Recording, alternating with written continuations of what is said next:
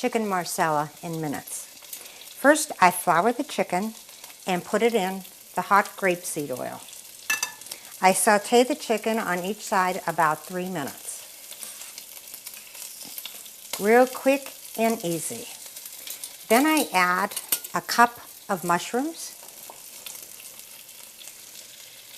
and a cup of the chicken marsala sauce seasoning from Wild Tree. I stir it around.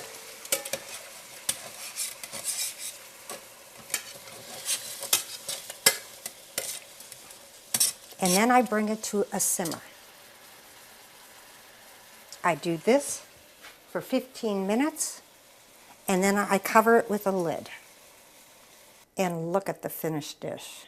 You put this right over your garlic mashed potatoes, and you're going to have nothing tastier.